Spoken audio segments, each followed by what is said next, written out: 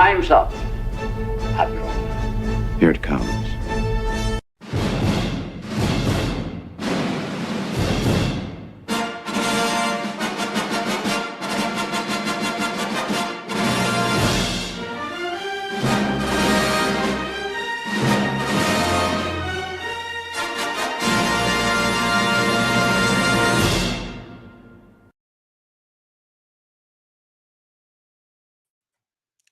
Just wait a minute. Wait a minute.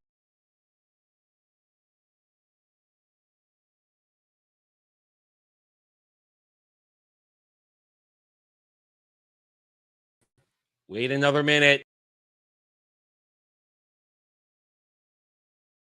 This is not my fault.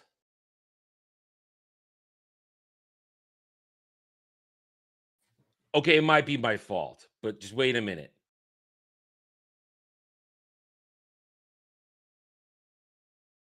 There's more intro. Just wait.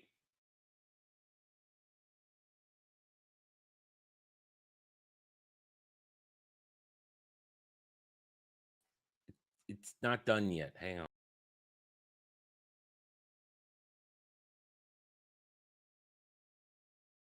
I'm going to keep doing this until it's finished. So just wait. Patience. I beg you.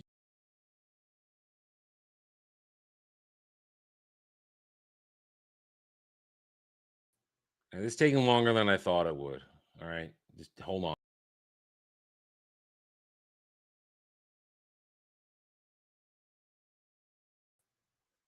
I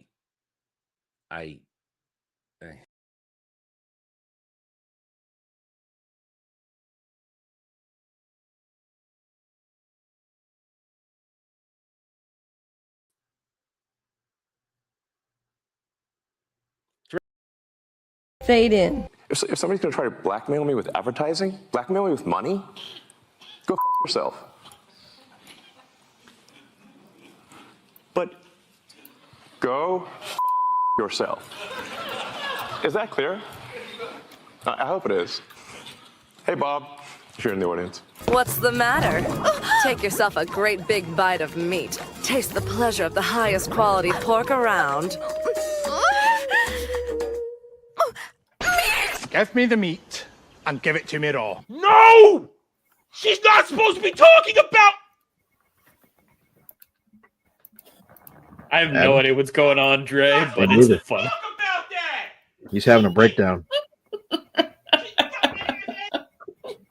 Somebody call Johnny Cochran. This week I binged Creature Commandos. Creature Commandos. And you binged it this right out week and you forgot it? You consumed it and you binged it right out, huh? Yep, and I definitely took a nice good country dump and it came right out along with it. It's gonna be some freak mess. You know, it's gonna be some weird freaky deaky. Like, he became one with Reed Richards for one day and bust a fat nut that one moment, and now let me do it myself here. Let me get it up real quick. Hey, shut up. Shut up. I didn't mean it like that, you perverts. Yeah, you're here to bang women. Hey, my name is a pimp named Drees, and I believe I've misplaced some merchandise at this residence. Lord Jesus and the shepherds, where is daddy's money? I will not hesitate for one solitary second to put hands on somebody if I don't have my monies. Bella Downsy fingered Dora the Explorer on HBO. Jurassic World? Jurassic Park didn't eat more out of Lilo's pie. Fuck. Two things. No, one thing is guaranteed to happen, Adam. I'm going to get naked. Either way, either from celebration or depression, I'm getting naked in some way, shape, or form. It's happening. Period. Not up for debate. It's happening. I'm still jerking off in front of my console. You know how much I love Snorlax? I'm gonna prove it to you. These are my slippers. All right, Snorlax slippers. I don't give a crap who knows. I'm a grown man and I'm rocking Snorlax slippers. I don't give a crap. Listen, I've said this before. I'm going to say it again. The only reason the world hasn't probably imploded is because of porn.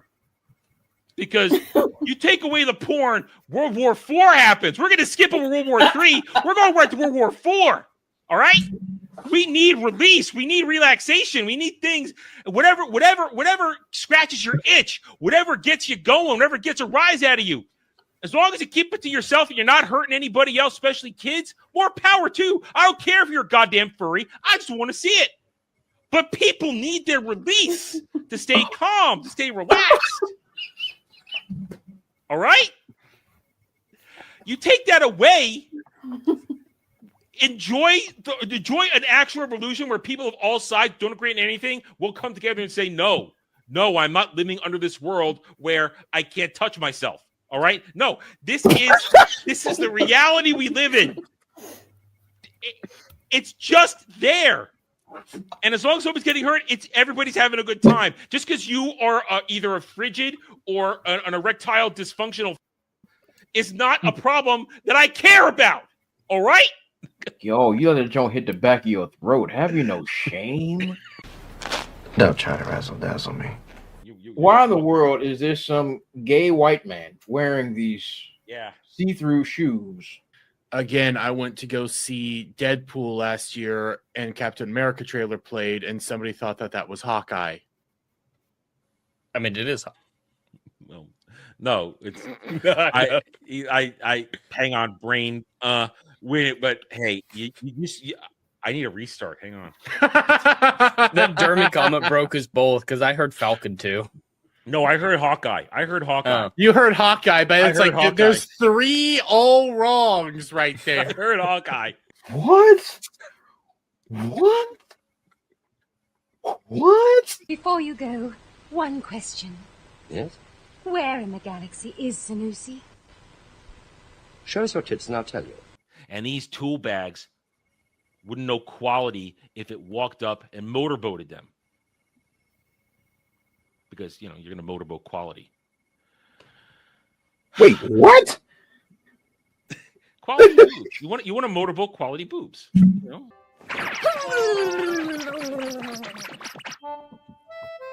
we go. All better now. Man, titties are the greatest things on earth. In my defense, I'm tired. I listen, I had it ready, but we started talking, and because I'm not all here, as I admitted that as soon as I went on camera, green room, I forgot it, and I had to upload it because I deleted the previous one, so it's not like I could go to the older one I had. All right? I'm tired. I didn't get a lot of sleep. It was a bad night. Welcome to the roundtable, everybody. We have a show for you, despite popular belief that we don't. We hope you guys are having a good Sunday. I almost said Saturday. Sunday. See, this is not good. We're off to a good start here. Hope a good Sunday afternoon where, listen, we don't want to talk about some of these subjects, but if James Gunn opens his mouth and makes things worse, what are we going to do? Can't ignore it. He opens your mouth and you're going to fill it. Don't talk like that. Don't talk like that. Don't put things in people's mouths that aren't supposed to be there. No. For that, there's your transition. Hi, Jed. Hi. Well, this is a shit show, and if you didn't realize that already, you clearly haven't been watching this show for long enough, because this is pretty par for the course. But we're going to entertain you in our shit showness. I do have to say, though, I'm having a great week. For the first time in years, I'm experiencing good television. Tony and Ziva, the NCIS spinoff, I am absolutely loving it. The first 3 episodes dropped this week, and it's very different than NCIS, but they nail the characters. It's fun. It's globe-trotting adventure, spy thriller type stuff. It is much better television than anything else out there, especially Alien Earth. So I'm eating good. And if it sticks to landing, you let me know. Absolutely. I'm going to be monitoring. It's because 7 weeks. Because here's the thing about it. If it sticks to landing, it's essentially, and you can converse on it, it's completely divorced from the current NCIS. It's divorced. Oh, entirely. They don't mention anything else that's going on. They're separate from it. They're living mostly in Paris, but it's all over Europe, actually.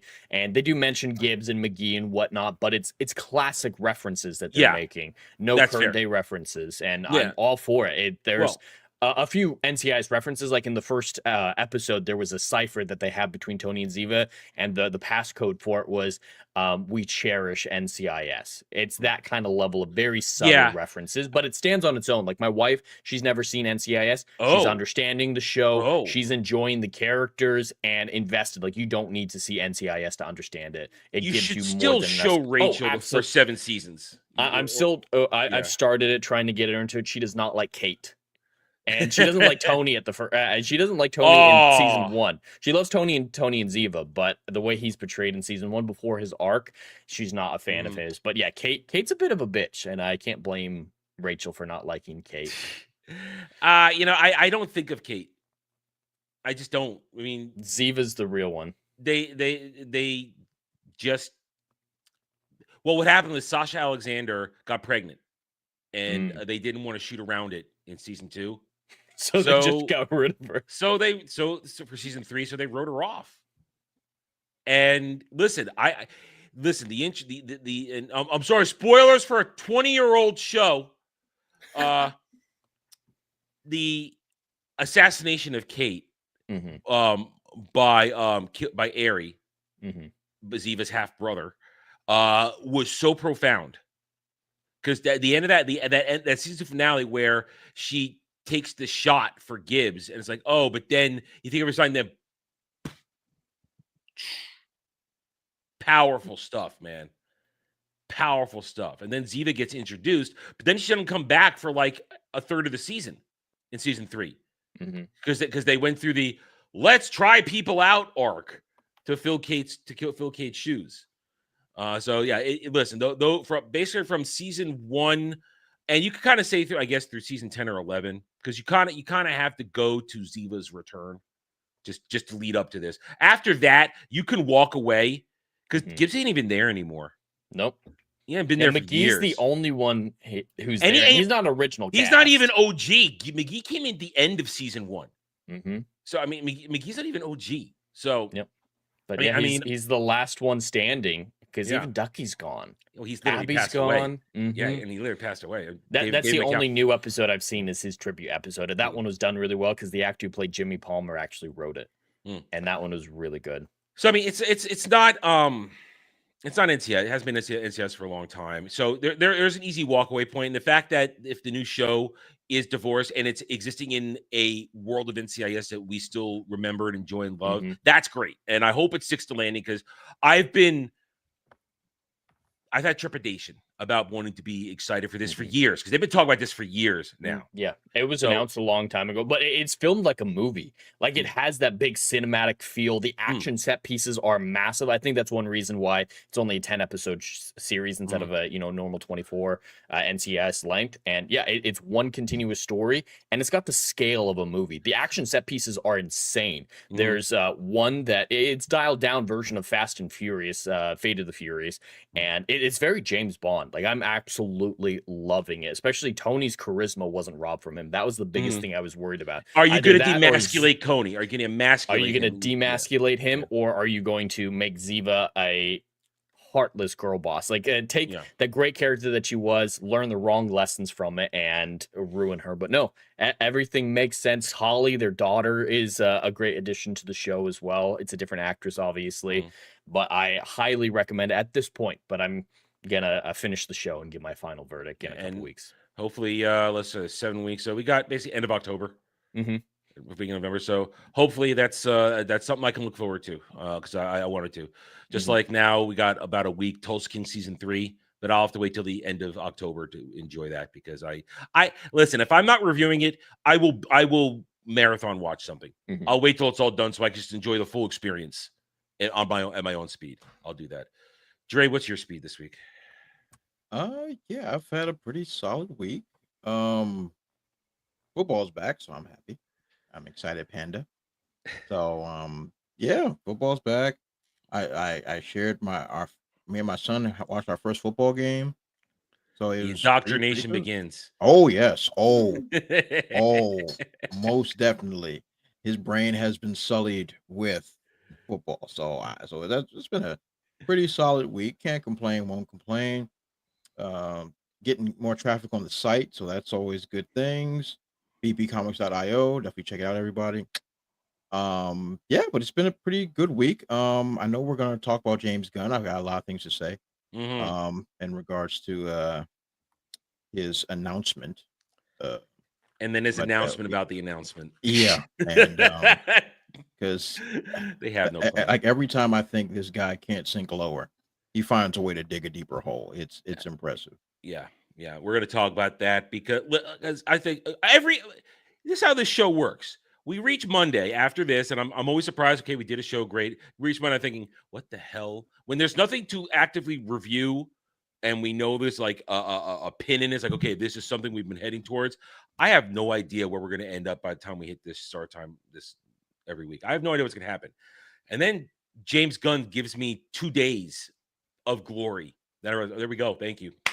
And then you do the follow-up, and the internet provides with more retardation. So, yes, James Gunn, the truth teller. Yeah. Hi, Dragon Lady. Hello. Hello. Good to be back after a couple of weeks. Yeah, I wasn't sure what we'd be talking about this week either. That was why I put in a suggestion probably around about earlier this week. I just wasn't sure. I thought, well, I'll help out a little bit if you wanted any help. It was just a friendly suggestion, so yeah, I had to recover from that for a couple of hours after seeing that particular trailer. Other than that, decent week. Okay. And hail and howdy to the chat. We're glad you're here. You guys are already active, making fun of me, which is fine. I deserve it today. That was a bad start. Hail and howdy to the mods, Algram, Legatas. I think I saw Ruben X in there as well, here to do the good work. One's a bot, one is loyal, and the other one is also cool. See, I see how I do that. Listen, Legatas throws shade at me all the time. I have to take shots at him somehow. Legatas, we thank you. We love you, man. Hail Static. Yeah, the boomer booms. Yeah, I know. I have no excuse for that. I'm tired. Huzzahs on the jocks. Hello, my friend. Hello, Ariel. How are you today? Hello, Frank. You're not wrong about that. And anybody else who is just hanging out and not chatting, we're happy to have you here with us. Hit that like button. And let's get started with the show. So, as we've alluded to, we are still on James Gunn and the DCU and Superman. We're not going to talk box office. There's nothing to talk about with that anymore. So I thought we were done. Until an announcement. But I didn't think we'd get an announcement this quickly. And while we're going to criticize this announcement, let's be honest, James Gunn making the announcement while the propaganda machine is still in full swing, it's actually a smart move. Because they were able to carry the story and make it look grander than it actually is. So we're gonna talk about James Gunn's announcement of Superman, Man of Tomorrow, the sequel that's not a sequel. Yeah. Even I'm confused. Yeah. So we got that. The sequel where the first movie isn't required watching, but Peacemaker Season 2 is. The rated R TV show is a direct tie into the family-friendly movie. Yeah, that's not going to cause any problems. Yeah, that's not going to be a problem at all. Oh, I saw Ryan's video on that the other day, and he said it would be I think it was him or somebody else. There was someone in the comments saying that that would be the equivalent of starting the MCU off with Deadpool, first Iron Man film, and then doing Deadpool, Blade, all the R8, 15 rated characters. That's what would be the equivalent of, or vice versa.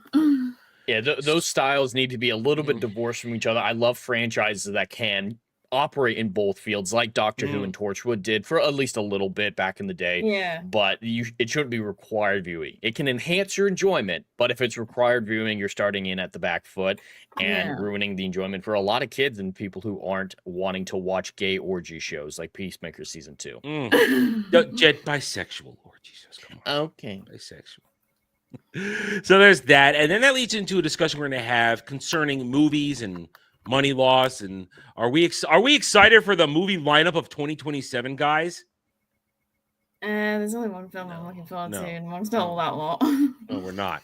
The answer is no. What good movies are coming out? Like, there's one movie in the next few years that I'm tentatively hoping is good, and that's The Odyssey. But 2027? That's next year. That's next year. I know, but Yeah. I'm just saying in the next few years in general. But Yeah. 2027, I'm more excited for video games in the next few Oh, years. There's some yeah. great ones coming. But Jed, that's my point. The announcement of Man of Tomorrow to start a discussion of 2027 is going to be a banger, guys. Look at all these movies. So we're going to look at that and we're going to see, is this real?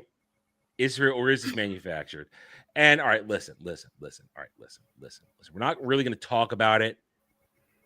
The Hollow Knight thing. As I said, I don't have a problem with the game itself. It's the constant fellatio that is going on here that I have a problem with.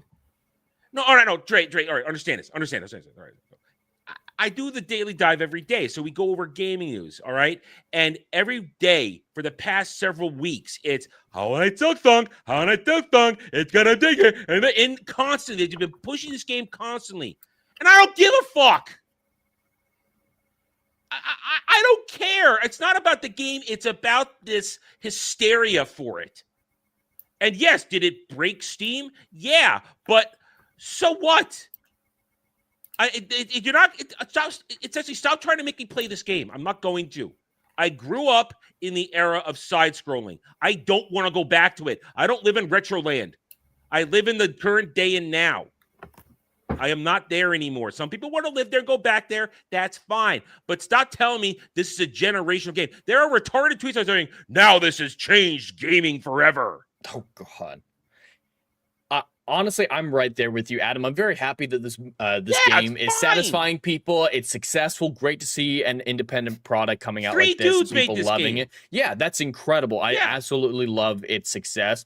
I don't understand it, though. I would have thought that side scrollers were more niche than this, and it seems a little overhyped to me, but I'm happy for the people enjoying it. Have zero interest in it whatsoever. I think it's a little ridiculous that it's crashing every site that it's on. And that's my point. I'm not talking about game. I'm talking about this hype machine that is incessant, and that's why I'm reacting the way I am. Mm-hmm. Play your game and enjoy it. Stop telling me I have to play it. Stop telling me to play games I'm not interested in. You gonna play it, Dre? No. No. You're not into side scrollers? No, that's not true. I love side scrollers. My favorite genre of all time are beat 'em ups. I love me a good side scroller, but this one just doesn't appeal to me. And I know about all the work they went into it and the small crew they had. Lots of respect to their creative vision and all the things they were able to accomplish. Just ain't my speed. It just doesn't have anything for me in particular that would want me to separate my hard-earned cash. That's just where it is for me. But those fellows worked hard and they deserve all the recognition that they're getting. Absolutely, they deserve it. Just not enough for me to be like, hey, here's my money. Like, it's just not that franchise for me. Yeah, it's two different stories here as far as I'm concerned. Success versus just shut up. That's what it is. Just shut up. Ariel, that's apples and oranges. Comparing retro games and retro movies are very different conversations apples and oranges. to have, because it's more the conversation of gameplay versus writing versus writing, and cinematography, the art of the lost art of proper cinematography in this age of CGI nightmare. So, yes, Ariel, it is different. It is different. There are certain styles of things that are locked in with cinema that endure time and do not need to be changed and hold on. Games are written, not filmed. They're designed, they're built, and games have changed in the past 20 years, let alone 40. Mm-hmm. And side scrolls are not a dead genre. It's Absolutely just not. They're not, but it's just they're not the juggernauts they used to be. Yeah, but the thing is though, but I was there when they were essentially that's all there was. Mm-hmm. Yep. And I'm not as a gamer myself, just talking about me.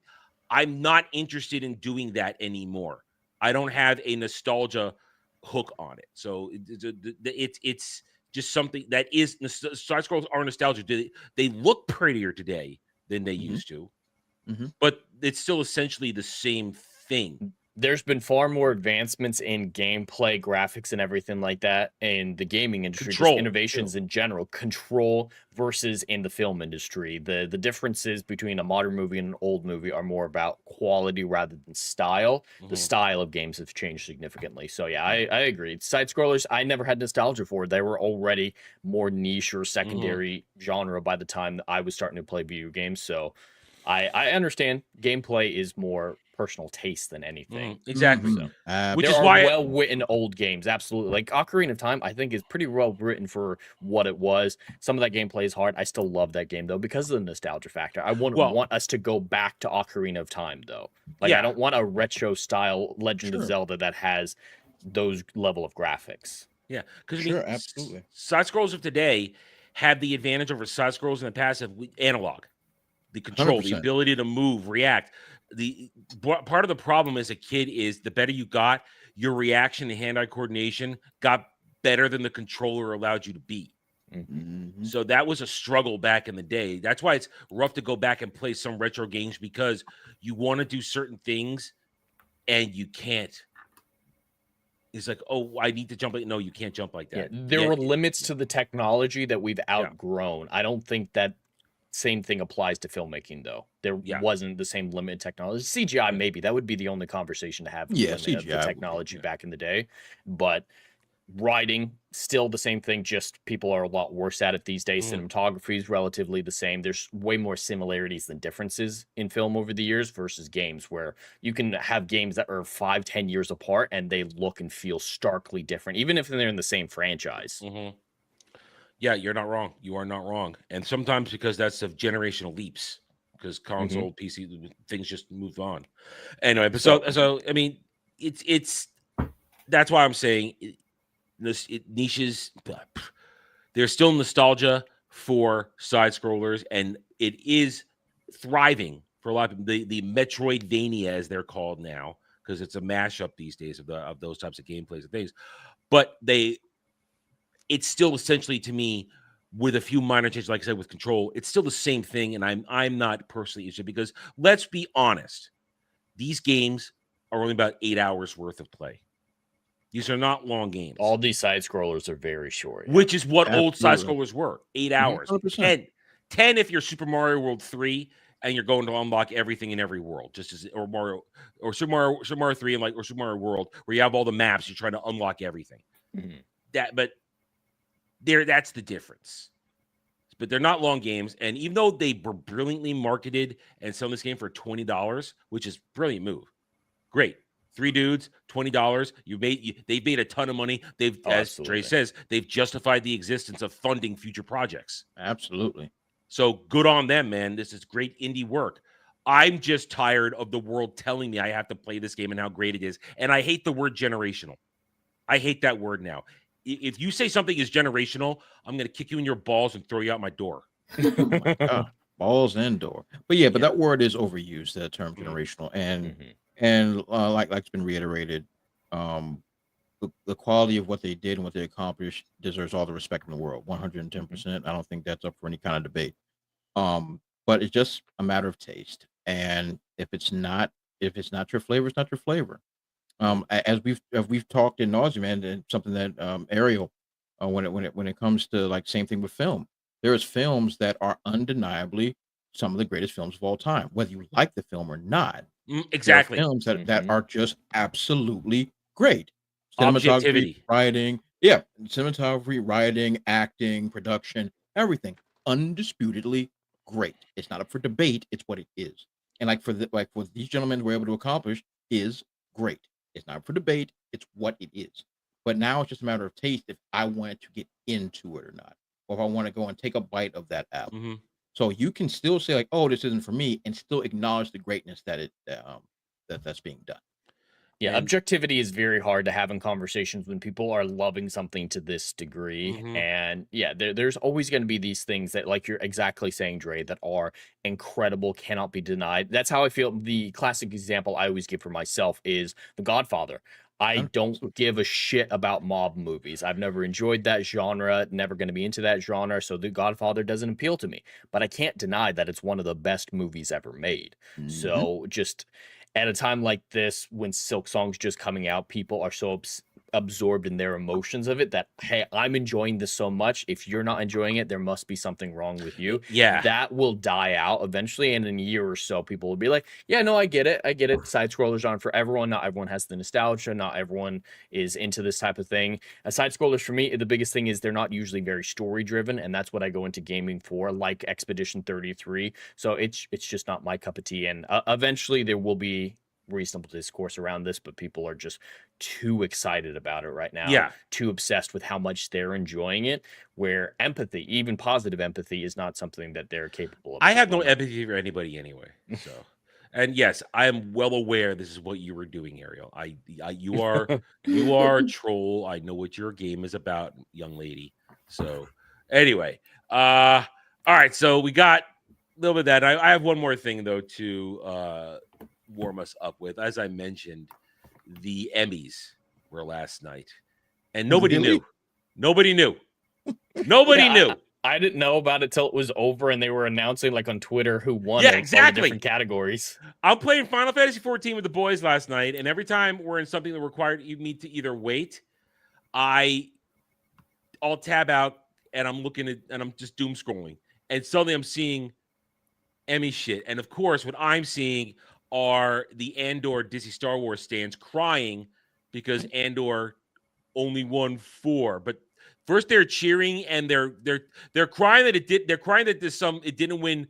All right, listen, they had a stupid song apparently in season 2, this Gorman song, and they lost to Julie Andrews.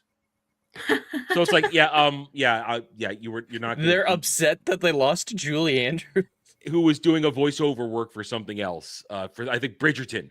She did something for Bridgerton.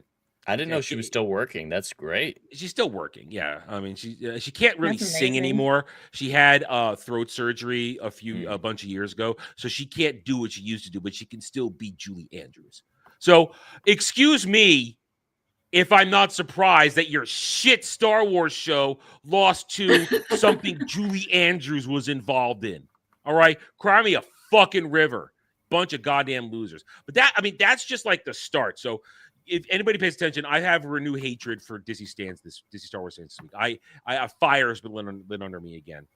But they're all like, we want best editing, we want best visual effects, best costume, best production design. Yeah, the worthless awards. Let's be honest, the worthless the awards. minor categories. Exactly. They lost in everything else, and they're crying about it all over the place. Like, oh my God, how could Forrest Whitaker not win for best supporting actor? Shut up. Forrest Whitaker, great actor, wasting his time as Saul Guerrero. Shut up. But yeah, the Emmys are a worthless award show right now. So if you are defining the success of a show off of their Emmy wins or nominations, you're already on the back foot. Even the Oscars don't have the same value that they used to. But yeah, bragging about these Emmy wins or being upset about other Emmys losing out is just kind of sad, honestly. Like Arcane Season 2 got a massive Emmy win for, I think it was Best Adapted Screenplay or something like that. And that's baffling to me. Arcane Season 2 nobody's happy was a about disaster. The replies I've seen is like, this is dog shit. Why did it win? Season 1 should. I don't remember if it won that, but Season 1 would have deserved this award. Season 2, absolutely not. It was 9 seasons of content put into one season awfully. And yeah, that just goes to show how meaningless all this is. And I don't know what's politically driven, what's not. It doesn't matter. The Emmys are a worthless award right now. And this is the same thing we deal with Star Wars fans all the time, these Star Wars stans. Their entire existence is built on the success of the thing that they love. Their whole identity is surrounding it. So this could be the I don't know, the BAFTAs or any small awards show out there, and they would be freaking out just like this is, oh my God, the thing I love isn't being universally accepted in all facets of award season. How dare you? Their identity is too connected to it, so they can't divorce it. Exactly. And the Andor cows are especially guilty of that. with their behavior. They think Andor is the greatest thing in the world. They think it's so revolutionary and this and that, but it's not. It's showing you. It is the peak example of what happens when you inject ideology and modernism, modern day crap, completely into a show and divorce it from what the original, let's just say, franchise was about. Star Wars is not about rebellion. It's about hope and trying to save somebody and believing there's still good in somebody. That, in the end, and aside also good versus evil, but that's what it's about. The original trilogy is a story about a son trying to save his father, and a father who deep down inside wants redemption, but is so corrupted by the horrible, literally destructive things he's done that he can't find a way back until his son reaches out and says, "Father, please help me." And that brings him back. That's what Star Wars is. It's not about rebellion. It's not about rebellion and resistance. There's no rebellion in the prequels that George Lucas made. Yeah. There's a war, sure, but it's about being on opposite sides of conflict. And Rebellions is just the type of conflict that made the most sense for the original trilogy. But yeah, I agree. It takes a back step to the father-son relationship, to the good versus evil. There's so many more enduring themes of the original trilogy alone that stem far and away from rebels versus imperialism. There are people who say that it's a metaphor about colonialism, and that's just a joke to me, because it's taking over the existing government. The Empire takes over the Republic, right? It's not like they're going in and saying, hey, you be like us now. And it's just, again, they make it about themselves to such a degree. They make about their ideology. So that is why I have hatred for these people, because they turn something beautiful into a vehicle for their bullshit. And at the same time, I'm all for capitalism. Completely for it. Buy and sell. If you're stupid enough to spend your money on something, go ahead. But is anybody, and this is what part of what triggered me this week into going back down this angry rabbit hole of hating them because of the fallout from that. But all right, we're not Lego people here. We're not Lego. We don't buy Legos, do we? And build them. I mean, if that's still your hobby, that's fine. I don't have a problem with that. What I have a problem is if you're dumb enough to spend $1,000 on this, $1,000 for a diorama. It's a mishmash too. Look at this thing. Look at this thing. This is Return of the Jedi throne room scene. But down here, the rest of it, it's all A New Hope. This is sad because the classic Death Star was huge. There are all the different compartments. Well, it could right here. Whole. Yeah. There it is right there. Yeah. That's impressive. I did play with Legos as a kid. I really enjoyed the Star Wars Legos especially, and the video games I still really enjoy. But this price for this product, it's insane. I played with Duplo bricks, which were like the preschool equivalent of Lego, but they were bigger bricks than Lego. I did play the Lego games though, which were quite fun. I still play them. We're not talking about Lego games. This has nothing to do with Lego games. This is about the Legos. That's retarded. They won $1,000, and it's still Disney Star Wars with this shit down here. And then there's this though. People ask because this got released first. What does it look like? That's it. That's awful. Yeah, if it were the full thing, like the old Death Star, massive, completely rounded with different components, I could see charging $1,000 for it. Most things cost like $500 for the cheap Lego sets these days. It's completely insane. But I could buy $1,000 if it were the full thing. But this is just a display. It's a diorama. It's a diorama. That's all it is. It's just one and done, no variation. And yeah, something like this, $100, really, at best, I think. Yeah, not $1,000. And it's about the time and pieces involved. This is not the... There's over 9,000 pieces, according to the thing. Over 9,000. How? Don't know. Yeah, this is just dumb. This is shrinkflation. Yeah. So listen, if you buy this, you're retarded. And I said as much. So this is terrible. But the stands, all they see is they see the Disney Star Wars figures right there. Like, oh my God, it's looking at me. I must have it because it's Andor. Because that's Andor stooped in to the real thing here. So there you go. F all of that. F it all. At this point, Disney could sell like a child shit drawing of Andor's face, and they'd still buy it. They would. God. They would. Right. So let's get into the act. That was our warm up. Good warm up. Here's the thing. We're already warmed up for James Gunn and the DCU. Ugh. We are not going to look at the box office. That's not going to happen. Superman's done. It didn't make money. It still hasn't made money. It won't make money. We asked the question last time around, will any of these movies going forward make money?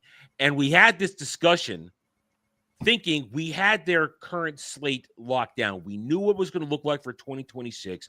There was no reason to prognosticate for the future. And then halfway through the week, James Gunn opened up the treasure box and said, here, have money, have gold. We want you to critique what I'm going to do. And James Gunn willingly announced, wrong one, sorry, hang on, wrong one.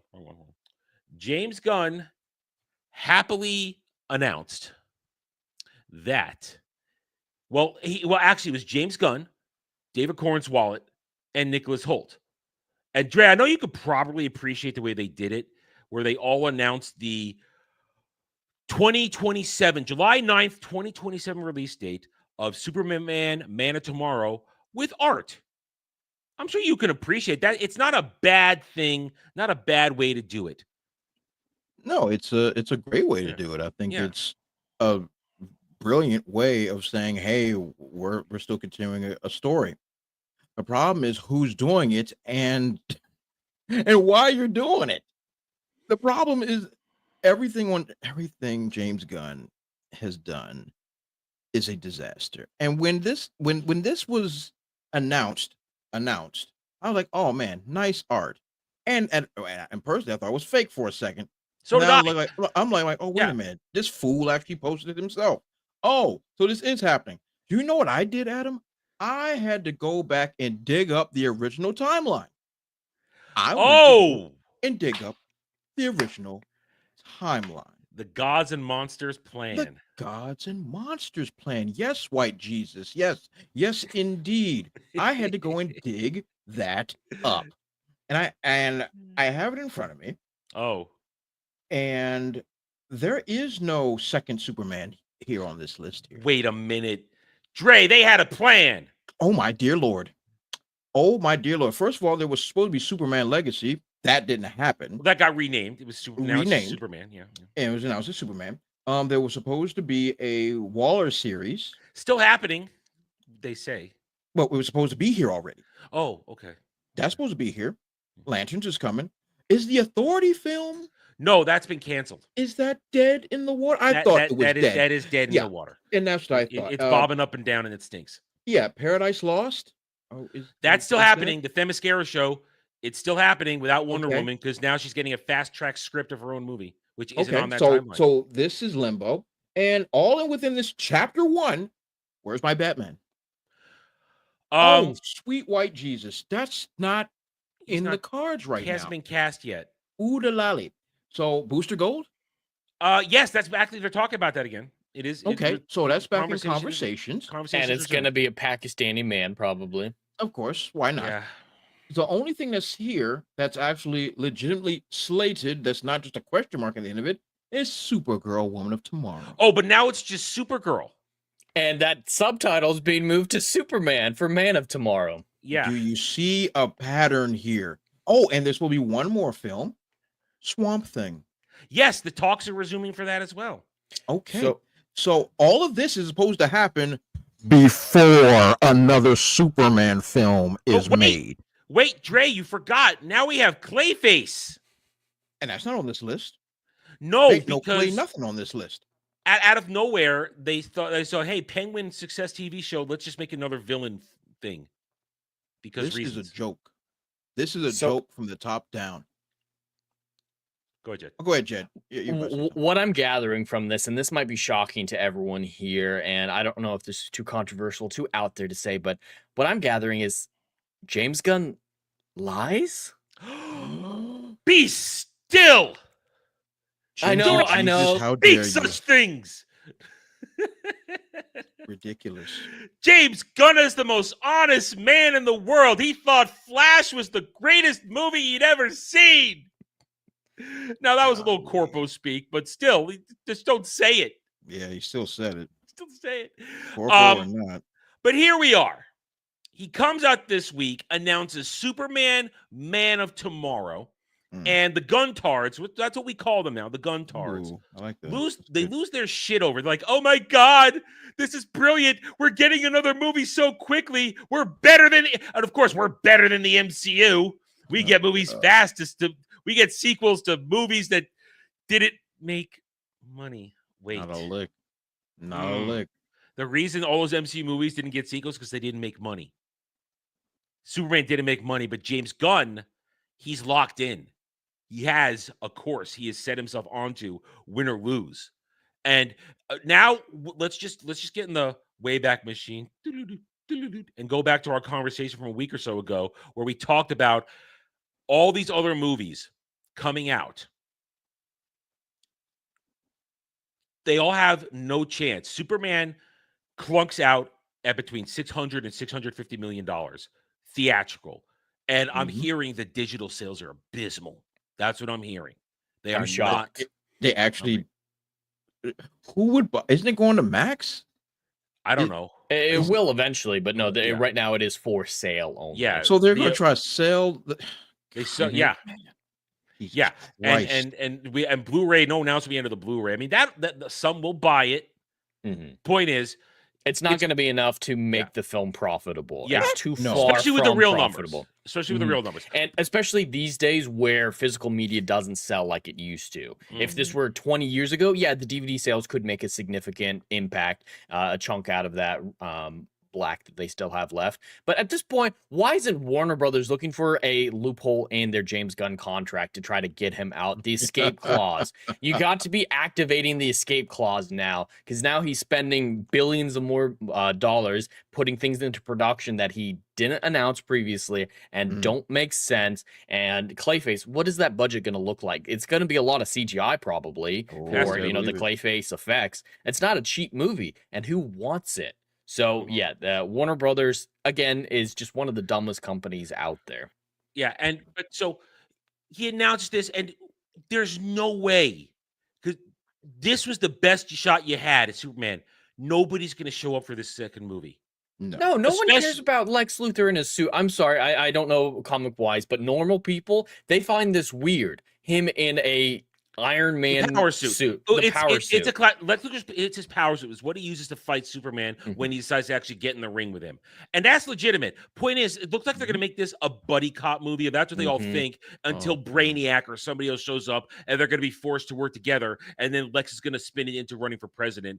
That's in the classic storyline. But it's rushed. If people like a character, it has to end up being a good person. So there are the Gunn Bros who love this version of Lex Luthor, so he has to end up being a good guy, just like what we saw in Aquaman and Aquaman 2. Some people apparently liked his brother Orm in that movie, so the second movie had to make him a good guy. I'm not a fan of recruiting villains to be on the good guys team unless it's for a very good reason and set up in the original story. This is just, people like Lex Luthor, okay, he good now. Which is a wild statement. And Loki was set up. I would say in the first movie, they set up that brotherly relationship. The redemption arc was seeded early on. And that's what I mean is Loki had a full story plan. There was a full story plan there. But here it is. So but we go back to what Jay, you just laid it out. Here comes Lex Luthor. We got to bring him back. This is not going to be a Superman movie because guess what? Here comes the dude who's going to be Jon Stewart. Basically, posting, oh, yes, indeed. And James Gunn replies to it, which means he's involved. So they're going to stoop in Jon Stewart along with the rest of the Justice Gang because Isabella, and I think I have it here. Yeah, no, there it is. Isabella, not as hot as you think she is. Merced with her screeching fucking hawk girl. My God. I'll see you soon. So once again, it's not even a Superman movie. It's another goddamn ensemble movie. James Gunn is incapable of taking criticism and learning from his own mistakes. Superman, the one that just came out, was too chock full of other characters. That's a consistent criticism, even from people who enjoyed the movie. Said we're too distracted with Justice Gang. Focus on Superman. He's incapable of admitting defeat. His ego won't let him. All these decisions are driven by ego, in my opinion, to make himself be the king ruler. You're wrong. You're not wrong. You're not wrong. Making like, oh, I like Damian Wade, so I'm going to do that, even though it doesn't make any sense. All these decisions are about his ego, what he loves, and if he were to make it a focused film on even just Lex and Superman versus Brainiac, that would be admitting defeat, admitting, hey, maybe I shouldn't have done that in the first film, and his ego won't let him. I don't know what happened to him, but his ego has run amok and gotten away from him. We're never going to see a solo Superman film. I doubt we'll even see a solo Batman film. Solo films, at this point, I don't think can exist for the main heroes. Of course, you've got Clayface and whatnot, spin-off characters and Peacemaker, but for these main titles, I don't think we're going to see any solo films as long as he's involved. Well, Jed, it's not like this is Superman 2, where you expect to be Superman 2, because right away everybody said this is the sequel, and James Gunn, 24 hours later, says, no, it's not a sequel, even though it has Superman in the title, but it's not. So he's going to do the opposite of what he did with Superman Legacy, dropping the Legacy, and before it comes out, they're going to drop the Superman, and it's just going to be Man of Tomorrow. I wouldn't, if he did that, I would not be surprised at all. But I mean, and is Man of Tomorrow even talking about Superman? It could be Booster Gold, because he's from the future, isn't he? I'm going to hurt myself. All right, Dre, before you hurt yourself, does this make sense to announce this and everybody gets excited and then say it's not the sequel? Does it make any sense to you at all? I have lived long enough to see James Gunn's hair go from black to white. Instantly. The cocaine is coming through it's a hell of his a drug. scalp. Without question. Why would you do no reference that will make sense on any galaxy? Bizarro would look at him like, you is smart. That is how bad this is right now, okay? You make an announcement that got, and I use this term very loosely, fans of your franchise excited. And then you gaslight them? Because you're not gaslighting me. I'm not excited for any of your crap. But there's a contingent of his cohorts that get excited for anything that he does, and they flick their bean. But you're bluffing them? Why bluff them? They're already on board. They don't care. That's the problem. The gun is reloaded, guys. The gun is reloaded. Oh God. Fucking Zoomers, dude. I'm sorry. I apologize for my generation. You yes, please do. Yeah, there's something wrong with these people.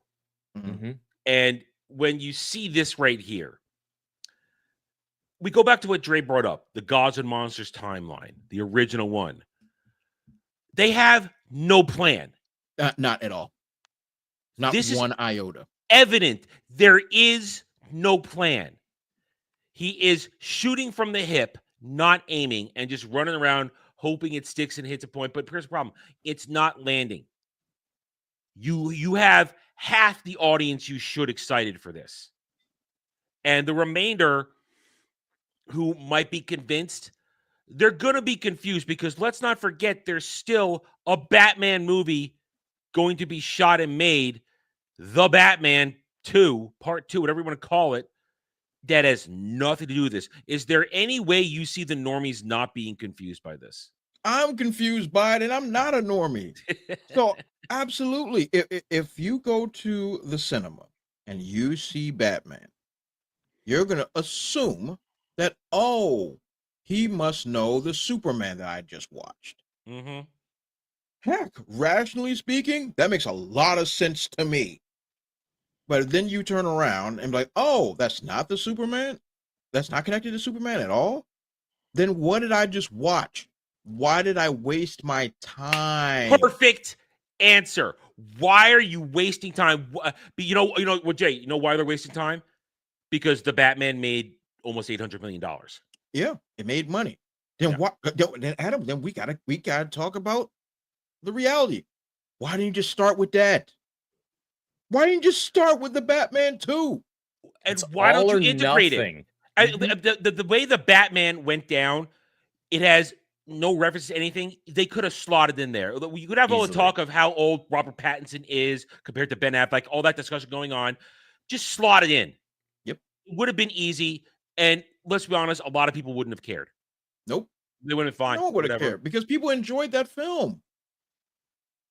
I don't get these people like James Gunn and his cohorts and the other prostitutes. I don't get I don't understand. Me neither. I really don't understand. I do. I understand. James Gunn is a freako. Oh, he's a freako. We because can agree. as Jed mentioned it before, his favorite project is Peacemaker in all of this. He's made it very clear. It's the best thing he's ever made. Season 2, It's guys. the best thing made. It's his magnum opus. Apparently, it is now the linchpin to going forward in the DCU. And Jed, you said it. How can you go from telling everybody, welcome, no matter how we feel about Superman 2025, it's a family-friendly movie, correct? Oh, absolutely. I don't think there's any real mature content in it. Anything I'd be concerned about. No, it's fun for all ages, to use the proper term there. Well, fun might not be the right word. I know, but it's for everybody. Right. Kids could watch it, walk away from it, and have a good time. And kids liked it because it was bright, colorful, and flashy. They don't. I hate the videos like I'm showing my son this little toddler the thing on the screen super flying. He already loves it. That kid at barely 1 year old, it sees bright colors moving on the screen. That's why it's locked in. Oh yeah, parents weaponizing their kids to say, "Hey, this is good because my kid likes it." It's kind of cringe. Exactly, I hate it too. Hey, the point is though, it worked. Jed, retcons aside for Peacemaker season 1, Peacemaker season 2, Peacemaker in general, that's not family friendly, is it? Oh no. Oh, not in the slightest. Even season 1 had a ton of violence from what I saw. I didn't make it all the way through. I just couldn't do it. No. And season 2, from all accounts, is even more mature. There's a lot of nudity in it, not even separated from the bisexual orgy. And it's entirely not family friendly. The language is a lot worse. If anything, season 2 is way less family friendly than season 1, and making it a linchpin, like you said, going forward is disastrous. Adult content is a great addition to a family friendly universe as a side thing. It always has to be viewed as a side thing. Like Deadpool.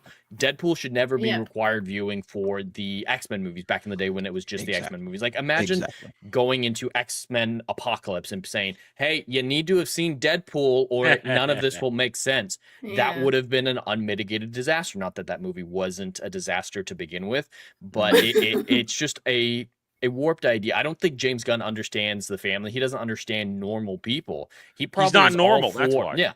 He's probably all for showing everybody's kids Peacemaker season 2, all for it, and that's kind of concerning. I mean, we all know why he was potentially canceled a few years. Yeah, so maybe that's what this is all about. But yeah, it's not the right way to do this. We can't have adult content be the linchpin of a family-friendly universe. I mean, I would say it's fine to do a mature kid/family-friendly film, but not to the point where it's clearly supposed to be for adults and not for families and teens in generally, if you get my meaning. Exactly. Absolutely. And what we have here is confirmation now, because I see the clips on the Twitters. I don't actually watch it, but I know that this is from essentially what John Cena's Peacemaker looked like in this week's episode season 2. Oh, look who's on set. Look who's on set. But wait, I thought we didn't. I thought James Gunn was saying we didn't need to watch everything to keep up. Another cocaine-haired man. He's just a liar, and like it's not even lies that are worth my time. Like lie about like.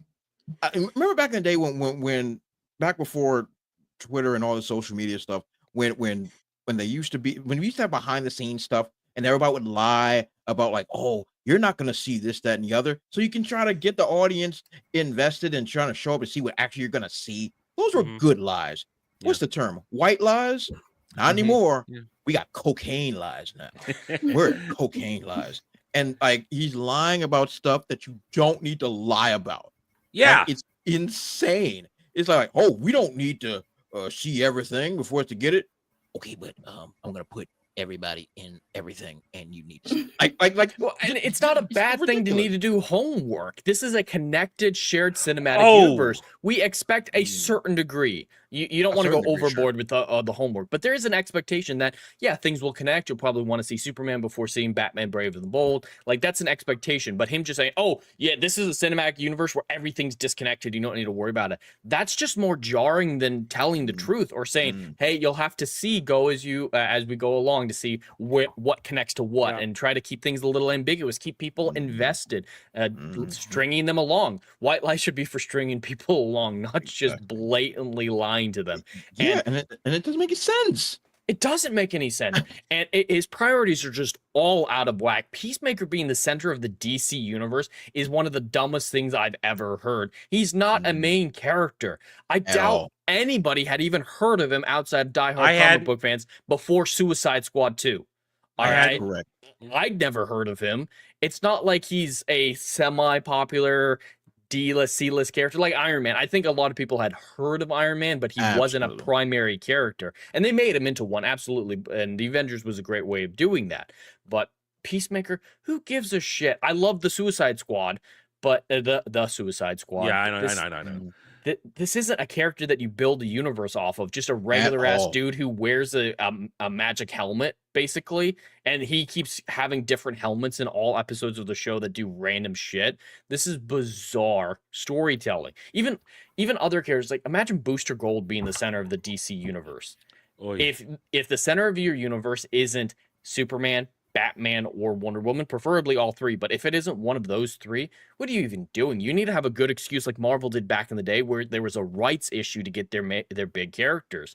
Iron Man was the best they had available, and they did great with that, and then leading into their other great ones like Captain America.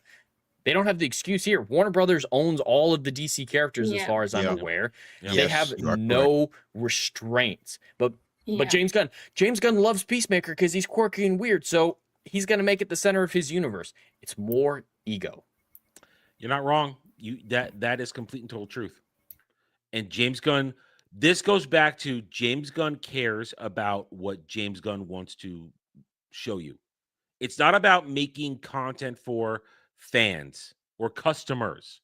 It's about what James Gunn's into. And the problem is the Guntards pretend they're getting everything they want. They think that all this stuff's great. And here's the thing. Peacemaker 2, it's not doing so hot. Not a lot of people watching it, really. No one gives a shit. At all. This should be icing on the cake. TV shows should be icing on the cake. Mature content especially should be icing on the cake. And Jed, you said a minute ago, homework shouldn't be a bad thing. The problem is homework has a stigma to it now because of the MCU. Because they went overdid overboard. it. Yeah. They overdid it. It was one thing to watch a bunch of movies, and then we thought, okay, a couple TV shows a year ain't going to be so bad. And then the slop avalanche happened, and it leaked not only from TV, but to horrible movies. So people hear homework, or they hear incomplete script, which is what's going on with Doomsday right now. And they think, oh, you know what? I can't believe this. And James Gunn made the bold statement, we only put something in production when it has a complete script. Where did this Superman Man of Tomorrow script come from out of nowhere? Out of nowhere. Oh, wait, James Gunn is in charge. So if he wants to greenlight the script he's currently working on, I guess then it's okay. Because that script ain't done. Or if it is done, there's no way. He's too busy with Peacemaker. That first draft is shit if it's done. And it might only get a second draft. Point is, there are no rules to this anymore. Because James Gunn is a liar. Everything he tells you is a lie.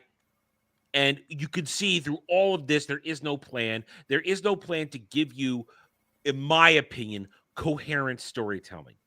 Because we go back to Superman, it was a narrative nightmare. That movie was a disjointed mess. Peacemaker is dumb. From That's what degeneracy. I hear. That's degeneracy. Degeneracy, dumb degeneracy.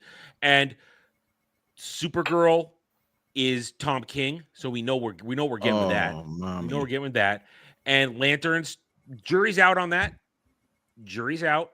But I don't know if the jury's out. It's Green Lanterns red flags on Earth, but there's red flags. without What I'm saying is, their rings. it's the cast is good. They have their rings. They're just not powered. It looks like their batteries must be without their powers. Then the batteries must be dead.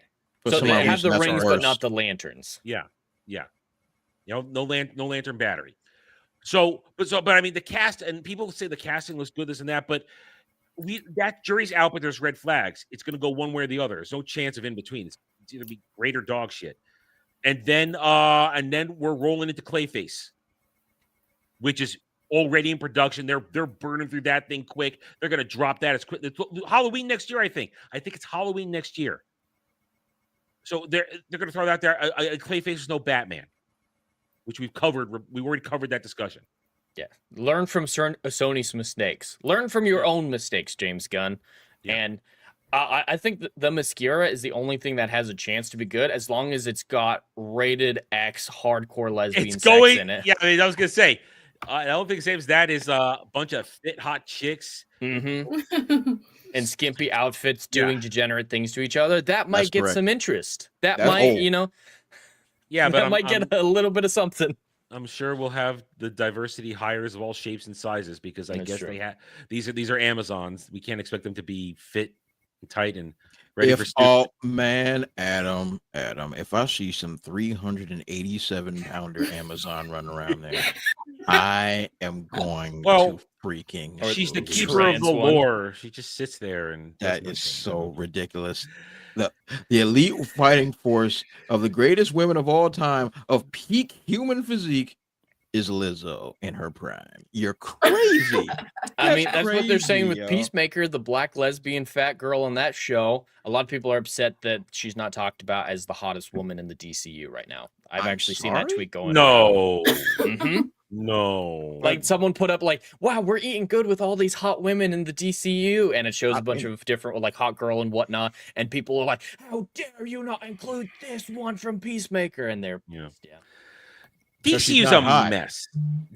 That's perfect. DCU's a mess. Anybody that says otherwise, they're lying to themselves and they're lying to you. And if you don't want to have this discussion, that's fine. But then don't go trying to promote it and saying everything's great if you don't want to have the discussion, the legitimate facts and logic discussion about sales, numbers, and complete lack of interest. And I said it earlier, and I'll say it again as we close this out. This was a smart move for James Gunn to announce this the way he did, while the propaganda machine's still in full swing. Good move, smart move, but it just makes it look worse, in my opinion. Well, we'll be there. I'm not going to cover all this shit. Like, I could give two shits about Clayface, but we'll be there for Supergirl. We'll be there for Lanterns, and we'll be there for Man of Tomorrow.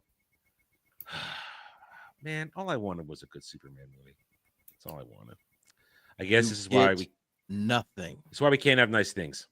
Will we ever get a good Superman movie? Like, will superhero content go back to being too niche? I got Justice League. I'm fine. I got Bruce Tim Paul Dini-verse. I'm fine. That's fair. I'm happy. That's fair. And some people are trying to tell us they're happy about the year of movies that Superman 2027, Man of Tomorrow, is coming out in. Literally on the heels of this announcement, there was a massive uptick discussion about all these movies coming out. Would you guys like to see the list of what are considered the big movies of 2027? I would. I don't know what most of them. All right, you don't want to. I'm going to make you. So me asking was me being polite.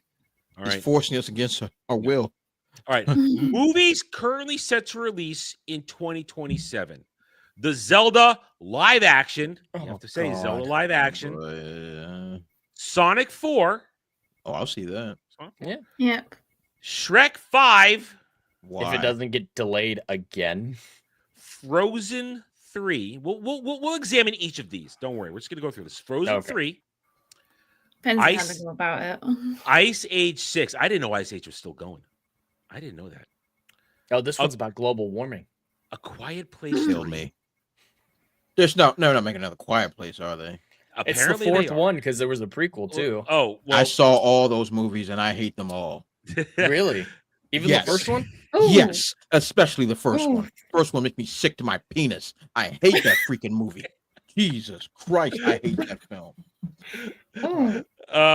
Then hang on, I gotta write that down. Hold on a second, I write that down.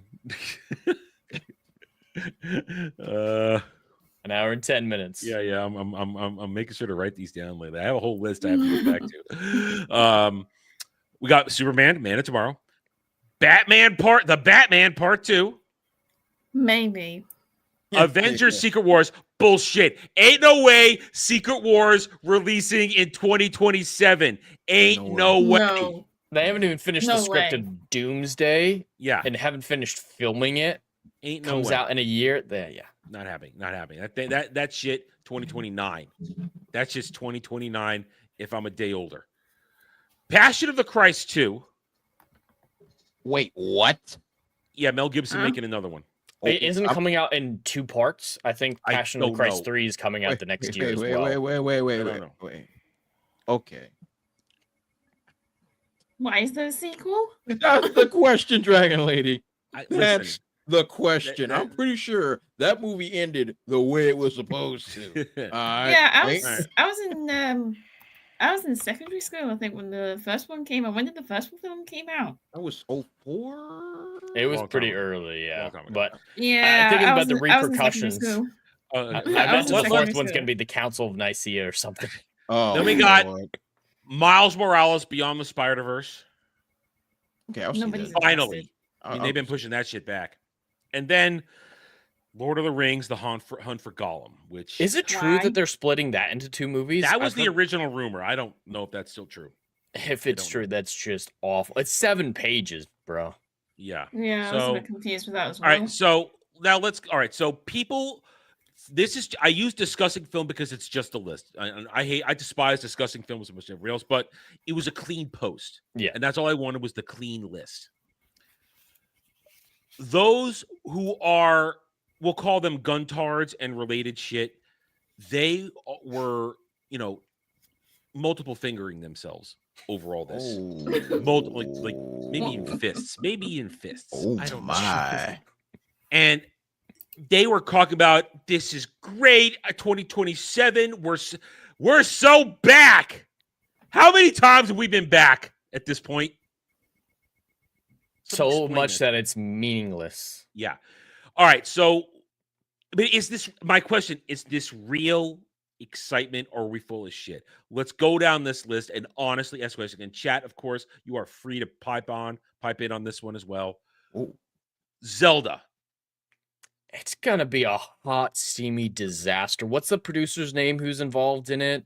I don't remember, but they did something shit, I believe. Yeah, they've done a lot of shit, whoever it was. I'm a massive Zelda fan. I love the 3D Zelda games, especially the story, the world building, the lore. This is gonna be so bad. The casting, I'm not a fan of. I know a lot of people are happy about the casting. It's better than it could have been, but it's not enough to make me feel like this is going to be a home run. Here's the problem. Oh, Ariel, they're not going to pull the plug. They are all in on this. If it was animation, let's go. But live action, I don't have full trust in Miyamoto. I just don't. I do not. I'm not. I don't gonna have blindly trust in him. anyone. So at this point, Christopher Nolan's the one person I thought I had trust in, and but now that's been shattered. So that might be I've terrible. I've lost all faith in humanity. So because of the Odyssey. You can't say people. There are some people who are blind faithing for Miyamoto for this, but Zelda is not. It's not got the excitement it should. All right, so Zelda, it's a 50-50 at best. Sonic 4. Okay, there is genuine excitement for Sonic 4. Absolutely, I believe that. The goodwill has been earned and maintained. I hope it's I'm good. going to see that. That's going to be That's like the only movie on this that I have relative faith that I'll enjoy. Not necessarily that it'll be good, but it'll be fun. Yeah, it'll be fun. I look forward to that. I personally have no interest. I'm not really that into Sonic anymore, but I'm not going to poo-poo it. But yeah, great. Sonic 4.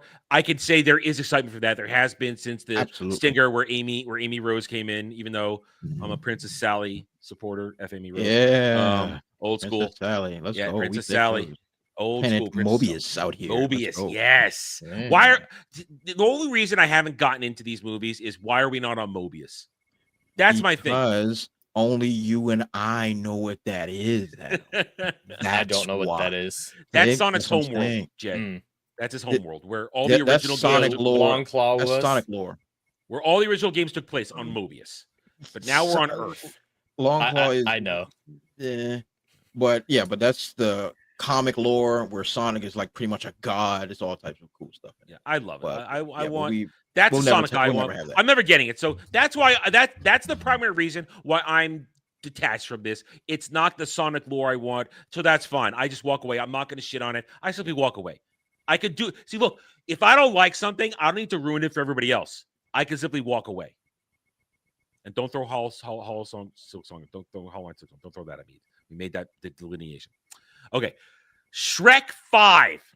This shit got so much backlash, they pushed it back. Nobody wants this movie. No. Nobody wants this movie. Hell, I didn't want Shrek 3 and 4. Same here. Personally, I know this is controversial. I'm not a big fan of this franchise to begin with. neither. Like, even the first film just didn't do it for me. I understand why people like it. I don't think it's a bad movie. It just doesn't appeal to me in any way, shape, or form. So this never was an announcement that I would care about. But Agreed. Yeah, Ariel, Like this I is the love one the with the first daughter. Shrek. Yeah, the first Zendaya. Shrek I enjoy. The second one wasn't bad because that was the fairy godmother. I don't remember. Yeah. I think so. Yeah. But then the other one, I don't know anything. I don't think I watched the other 2, 3. Two. I think 3 was 17. I don't know. Rumpelstiltskin was the villain. I don't know. That was the fourth film. That was the There's- fourth one. Okay. The Dragon Lady knows because God Here's knows the I thing. don't. Nobody wants Shrek 5. The Zendaya possibly tranny child. We don't know. Oh no. We don't know. So nobody asked for this. No, there's no excitement for Shrek 5, only roasting. And all power to the people who are going to make money destroying this film. Have fun. I leave it to you. Frozen 3. Come on. I have Depends said on what they it. do with it. I have said this before. I will say it again. Frozen is the most soulless franchise Disney ever produced. It's I just agree. the effing songs. That's all it is. It's just the story is weak. It's tired. The characters have they have no depth to them. They're terrible. I want a Tangled sequel in a perfect world, of course. That's the story that deserved to be continued. Not the last fucking good, Frozen. the last good animated Disney. There movie. is a Tangled animated series. I think they did a series of shorts. There was a I short. think- There were a couple of shorts. That was it. And they're very hard to find. Yeah. Point is, Frozen 3, that's a desperate cash grab. And that generation has kids now. God help us. I don't think it's going to capture the imagination. I don't. It never has. No. I put Frozen in the same category as Avatar. It comes out, it's the massive Good way to put it. juggernaut that I we agree. don't understand, and everyone's talking about it for a month, and then a couple months later, there's the few diehards who watch it all the times, right? But the general public can't even tell you what Frozen 2 was about. Let's be honest. How many people really put Frozen 2 up there as a juggernaut? And I didn't oh my watch God, it. I watch this all the time. I love the songs. Even the songs people weren't talking about in the same way that Let Nobody It Go knows what the was. Frozen 2 songs are. But- I mean, I watched Frozen 1 for one reason. At the time, I was watching Once Upon a Time, and they were going to introduce those characters. And I thought, okay, I need to watch the movie so I know what these characters are for next season. Mhm. And I hated myself for it. As you should. Yeah, so I think they're blink and you miss some massive juggernaut releases that don't move the needle in the long run. All right, Ariel, I had no idea there was a Tangled series, and I know everything that goes on.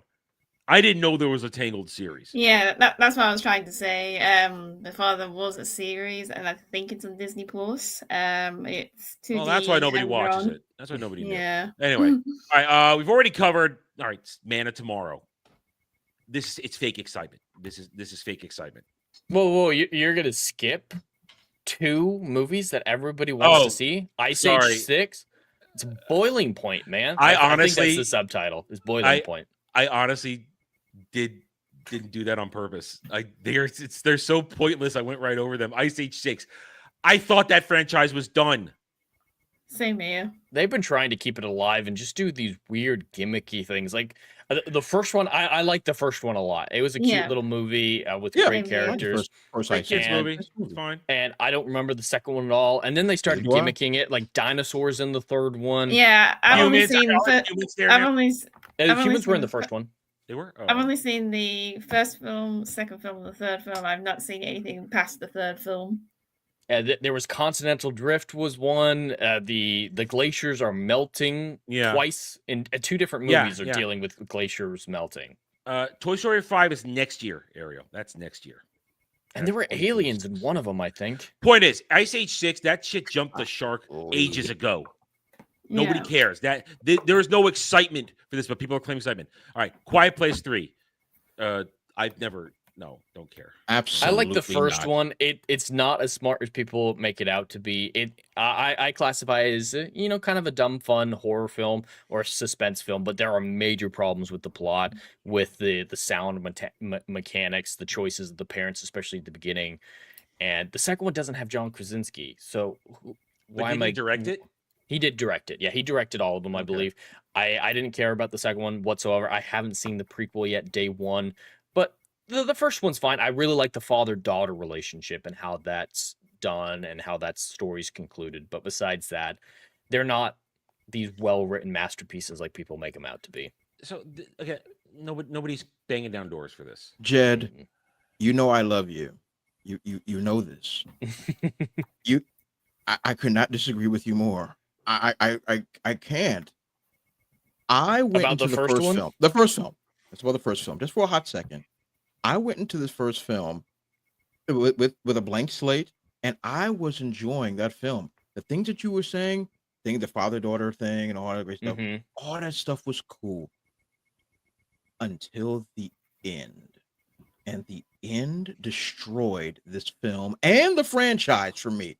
Once I realized you can shoot them in the face, that was it for me. If it was just a sound frequency and scramble their brains like Mars Attacks or whatever, I would have been down. I said, oh, they finally discovered how these things die. No, that junk just temporarily paralyzes them, and then you can put a shotgun in their mouth. Meaning, wait for this, Jed, they're not bulletproof. That means, wait for it, Jed, the army should have obliterated these bastards off the jump. We have all these newspapers flying around like, oh my God, the army can't stop them. Oh, what's going to happen? They're coming from underground. They're coming from your mama's house. They're coming from your grandmother. All these ideas of where these things are coming from and blah, blah, blah. And I'm sitting there like, man, these drones must have been indestructible. Nope. 12 gauge. That's all we need. What a waste of my jerk off. How dare you not finish? How dare you? I was in that theater, me, my homies, my wife, we were all sitting there enjoying this film, and then you sat there and did that to me in my face, disrespecting me. I stood up. I was in the middle of the daggone row. I stood up and said, you got to be freaking kidding me. I had to walk out. It was insane. And then the sequel, which may be one of the worst sequels I've ever seen. It's pointless, yeah. Double, triple, and quadruple down on that opening scene. I'm going to put my hearing aid in there, and then mommy shoots somebody in the face. I'm freaking done. And the prequel, Jed, let me help you out. They came from outer space for reasons beyond our understanding. And the military was obliterating them in certain points, and then they just kind of stopped.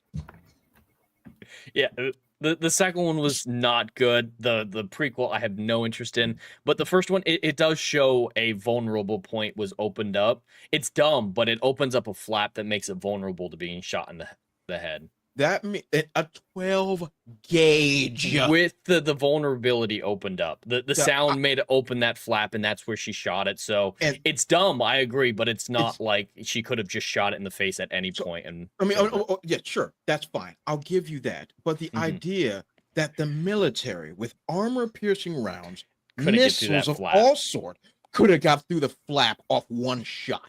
But the 100%. idea that, we could have just shot the thing, or just completely ruined the entire film for me. I couldn't believe that was the solution. The solution was trap it, stun it, shoot it. And the military couldn't come up with stun it and shoot it in the mouth. I'm freaking done. The ending was awful. And that cliffhanger, I've always hated that cliffhanger. It's like, we killed one, now there's 5 coming, and Emily Blunt's just like, oh yeah, I just had a baby. I've been stabbed through the foot, and we're gonna do this with dead daddy outside. It's like, this should be a sad moment, not, we're ready to go to war. We're ready with a 12 gauge. Yes, Queen. It should have just been, like you said, the sound stunning them is kind of an interesting idea. High frequency, absolutely, and then using that to run away, and that's the end. Is just like he died to give us a chance to run away. Even though when he yelled and got the attention, they turned on the truck and drove away. I think the truck's louder than So that's what I mean. Is there are some flaws with the mechanics of the world. When they go after sounds, when they don't go after sounds. Why didn't they just build their house, build a hut next to the waterfall, and then they'd be fine? Yes. Give birth next to the waterfall instead of giving fucking fireworks. Fireworks are not as good as a waterfall. All right. So that's what I mean. There are some dumb things. I really like the direction of the movie, the suspense. I think built really well, the father-daughter relationship. But yeah, that's what I was saying. It's not a well-written movie. It's not some piece of high art. It's dumb fun. I classify it as dumb. You get a third one. No, that's I trying to get back on track. I can't. Sorry, Adam. Go. No. I was happy to. I'm No. sorry. Get it out your system. I'm fine with it. I love it. But you get a third one, and Dre will be there day one. I'm sorry.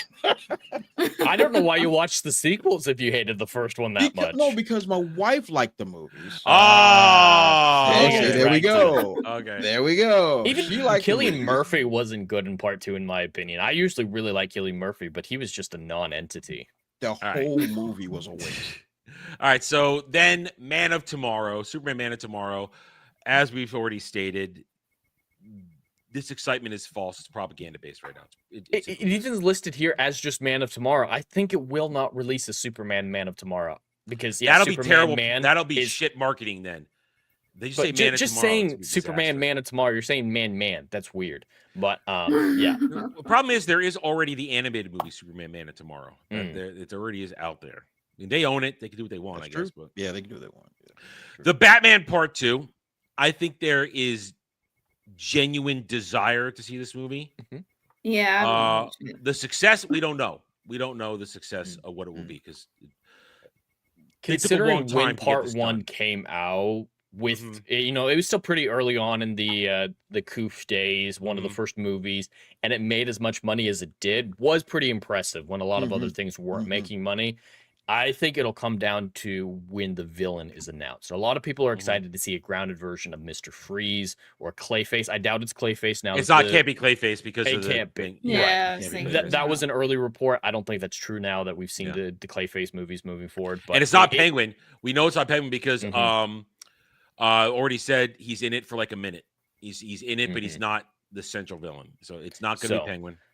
It has a chance to be received very well, but we'll have to wait for the first trailers, the first announcements to really know if it's going to move the needle. All right. We've already said there ain't no way Avengers Secret Wars coming out in 2027. No way. Ain't no way. They did Riddler in the first one, Ariel.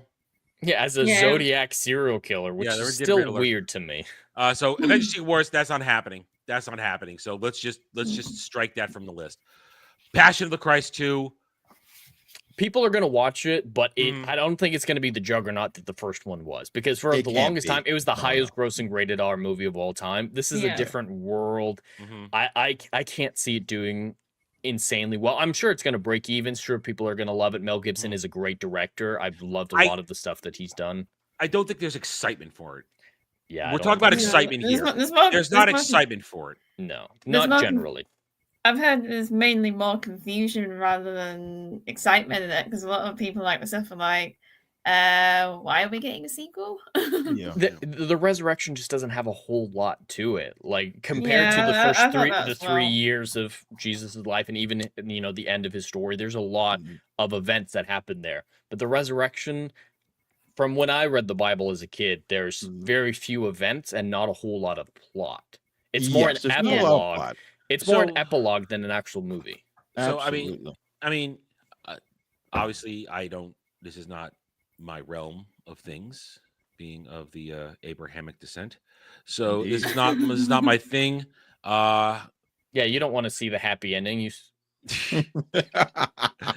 Point is, I don't think there's excitement for this. I think the base, I think some base will come out, but it's not going to be a juggernaut like the first one. So that movie was a phenomenon. That was a phenomenon. Yeah, absolutely.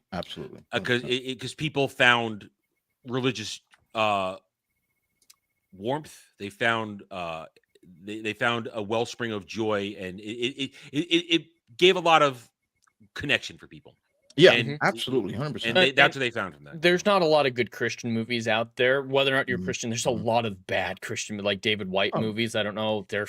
It doesn't have a good reputation, that genre. So it was. I think it was partially so popular because it was one of the first mainstream, popular, well-made things in decades in that genre. I agree. Yeah.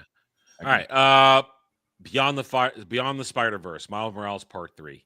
I still haven't even seen the second one. Yeah, I'll go see that. I'll go see it. I think the excitement's died down though. They've delayed it too many times. They've lost the momentum. Yeah, they should have struck while the iron was hot. That iron is freezing cold. That goes back in the fridge.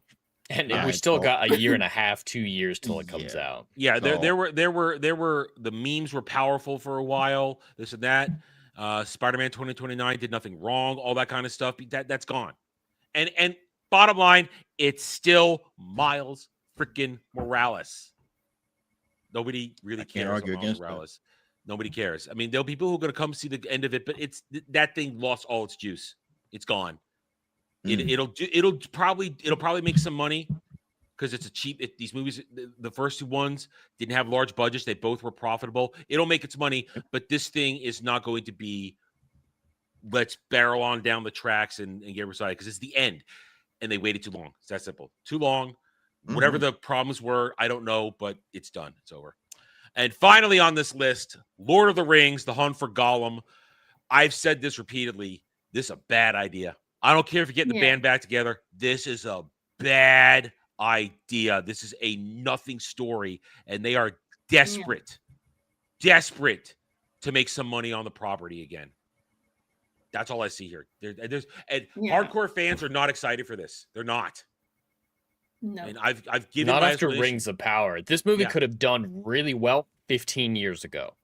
People would have been really excited. And there's a short film, not a feature-length film. And if you're gonna do anything, make a movie or a series about the First Age, where all the crazy shit went down. That is where a prequel can come in handy because it's history, and people want to see the history.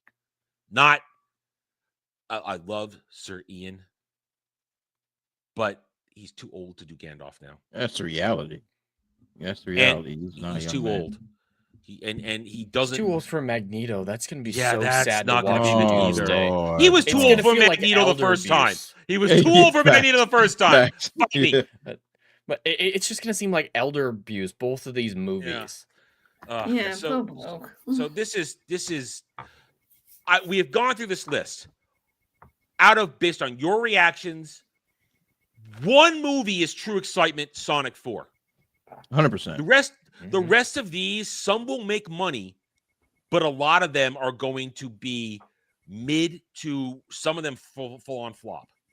And be pretty soon forgotten. I don't think any of these movies will be remembered into 2028 besides Sonic 4, like we were saying. At least positively. I agree. The Batman Part 2, maybe if they stick the landing. Yeah.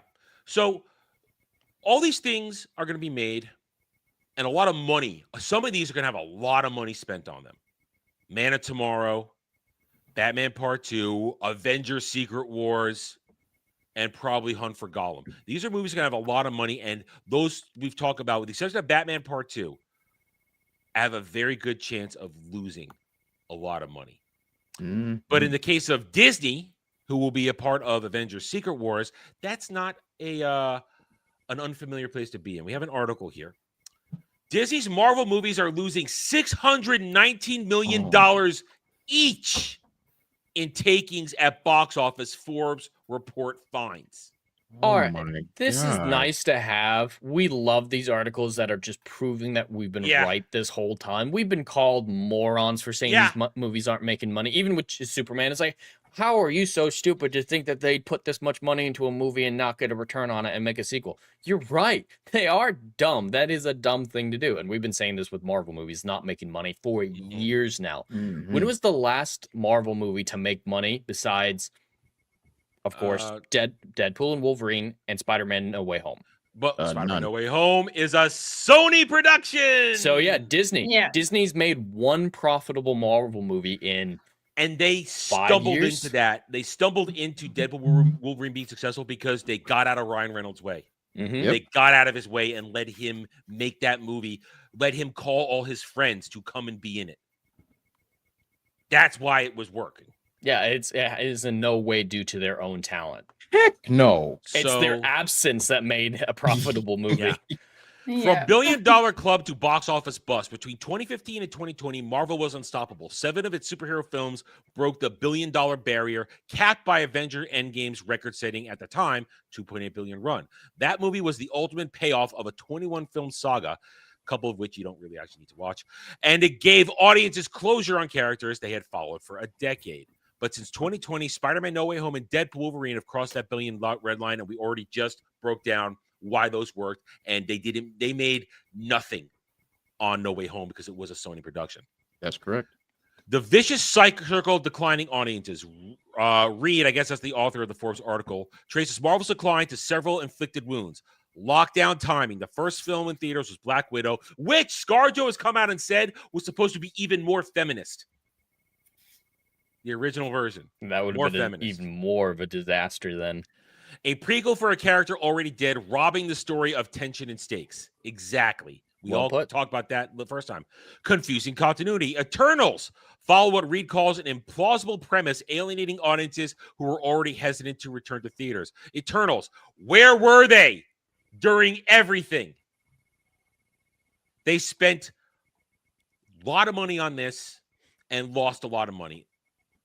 And that's what, of course, Eternals was the Chloe Zhao introduction. Let's hire a documentarian to be a director because she's an Asian women's. Has she worked again since the Eternals came out? Yes, she is working on several things that have all done nowhere to gone nowhere, including, I think she's attached to the new Tomb Raider live action, if my memory serves. Oh, God. Oh, boy. She might be. Anyway. She might be. I think she is. Yeah, I don't think anyone's going to like that show. No. Streaming overload. Disney flooded Disney Plus with Marvel series. We talked about that earlier. Then tied them to the films. Homework. Once fans missed one show, they worried they'd be lost in the next movie, leading to a vicious circle of disengagement. Did anybody watch Ms. Marvel? No. I sure shit didn't. We all watched She-Hulk because we were ready for that train wreck. That was a train wreck that we all I recused myself from that one. I luckily did not have to endure that. Point is, I never watched it. A list of disasters, and they were all terrible. Don't believe anybody that says, man, these were all bangers. No, they were all terrible. Not a good one in the bunch. None of them. And people didn't want to do homework for the movies. And the movies then ignored them. Remember? Do your homework, and the movies ignored them too. Let's remember that. Shift to younger demos. Marvel leaned toward teen and child heroes, but kids flocked to movies like Mario Brothers instead of, while adults, MCU's original backbone, lost interest. Fair enough. These are all very good points from Forbes. Yes. Not even Salma Hayek's big old mommy milkers could save Eternals. Because they weren't even out. Yeah. And she wasn't around for most of the movie. Yeah. I'm saying. On top of that, Marvel's embrace of divisive cultural messaging only deepened the problem. Instead of doubling down on beloved proven heroes, Disney shifted its focus towards female-centric, the MCU-centric storylines and B-list characters that lack the audience connection of Iron Man, Captain America, and Thor. Let's take a moment. B? That don't say B-list. B-list, yeah, B-list. These niggas are telling lies. That's a D as in Delta list of characters. Yeah, Riri Williams is not relevant. No, not and under any circumstance. Let's look at the cast of Doomsday. It's these characters. Those characters nobody cares about. Yep. Nobody cares about Yelena. I hate to break it to you. No one cares. Pew pew ain't landing shots. She never has. Nope. Movies like Black Widow leaned heavily into Me Too era themes, while shows like Falcon and Winter Soldier became lectures on racial inequality and border politics, and continued in Black Falcon, Captain America, and all its glorious disaster, which we've covered repeatedly on this show and other live streams. Rather than the offering escapism and adventure, the very things that drew fans to MCU in the first place, Disney delivered political sermons. For many viewers, this wasn't the deal. They wanted spectacle and fun, not identity politics, masquerading, and superior storytelling.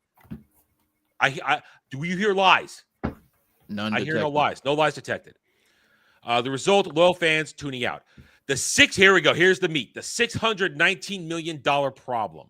The real kicker comes in the financial math. This is the dirty little thing that all the stands and the shills don't want to talk about.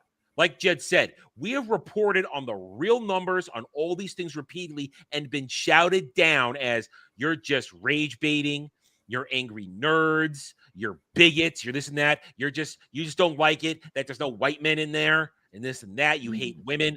And it's doing fine because look, generally you love this. Look, its budget was only this and it crossed that. See, it's not how it works. It's not how it works. It's funny. All these people who say capitalism is failed society have no understanding of how capitalism works. Yeah, you got to entice the customer to spend their money, and when they spend their money, you can use that money to make more. And they don't even understand the difference between net and gross. No, they don't. Yeah. They repeatedly try to explain that, and they don't. Reed explains that Disney only takes home about 50% of the global box office grosses, a standard cut known in Hollywood as the rental fee. That means box office headlines don't reflect the studio's actual intake. Gross means shit, like Jed just said. Gross versus net.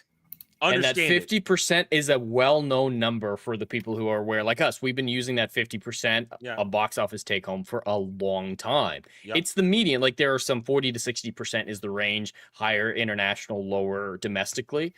These shouldn't be shocked to these people. It's nice to see our numbers that we've been operating under for years at this point. Proven correct. They just announced, I forget which MCU disaster was. It was either, I think it was either Shang-Chi or Eternals. I don't remember. They actually announced the real loss, the real budget on that recently. Over $400 million. Not surprised. Million. Yeah. Marvel's latest releases. Thunderbolts grossed $382.4 million worldwide. Disney's share was only about $191, far less than its production and marketing costs combined. Yes. Fantastic Four and remember, they were and that's based on their metrics, which we know were fucking fake. That movie did not cost $180 million. But even that's the thing, even if you use their numbers, they still lose millions. Yeah. There's no guessing game for us. Yeah, no. Fantastic Four, baby steps, made $507.8 million, which translated to about $254 million for Disney, again below the ballooning $250 million plus production budget. And it's massive marketing campaign. That shit needed $700-800 million break even, and it didn't even get there. And it fell right in my sweet window that I said it would, 450 to 550. Nostradamus right here. All right. With budgets climbing after Endgame and audiences shrinking, the shortfalls become staggering. As Reed summarizes, over the past few years, Disney's Marvel division has lost an average of $619 million in takings per film. That's nuts. I've been saying that. We've been saying that every time. We've been called crazy. That's How many times have I insane. said this will be lost hundreds of millions of dollars? Somebody said, Yep. "Oh, your math is wrong. You don't know what you're talking about." Well, apparently, the numbers guys have gone in there. Oh, look, I'm right. Jed's right. Dre's right. Everybody that talked about this shit, we're all right. Vindication. I love it. Oh, dang, that's my daggone thing. Vindication. A dangerous bet on Avengers Doomsday, which I have said repeatedly, $600 million. That's going to be the budget on this thing. No way, shape, or form. And we're going to know. They're shooting in England. We're going to know. The receipts will be made public because they have to. The final nosedive is especially ominous given what's next on Marvel's calendar. The upcoming Avengers Doomsday is set to feature an all-star cast, including the return of Robert Downey Jr., who got paid $90 million to be in both films. And the Russo brothers got another $20-30 million. So for the Robert Downey Jr. and the Russos alone for each film, you're almost at $50 million for both, over $50 million for both of those dudes. All those dudes for both movies. That's before your ballooned cast. That's before your CGI monstrosity. That's before reshoots. I think I'll be conservative when I say $600 million. I was about to say that. That's what I was saying. That's very low. Very reasonable. Because Endgame was what, 485, 500? Oh no, it was over 500. Right? It was north of 500. Yeah. North of 500? Yeah. And this joint is definitely going to be more, without question. It's 5 years later, inflation alone, but the cast is like 3 times as large. Yeah. Things are more But they expensive. don't cost a lot. That cast ain't expensive outside of RDJ. There are some of them that aren't expensive. They'll be, but I mean, listen, Sir Ian, Sir Patrick, they will probably require some money, but they're not going to be in it for long. It's just so many that it stacks up quickly. Yes. That budget. So I could see this easily in the end after reshoots and everything, and probably not after like marketing separate, but with marketing, I think I can be pretty confident in saying this: $1 billion budget. I don't think that's controversial. I don't disagree. I don't think it's the first $1 billion movie. Avatar 2, I think, was close to that. We can't talk about the what they do with those movies with the front loading, this and that. Mm-hmm.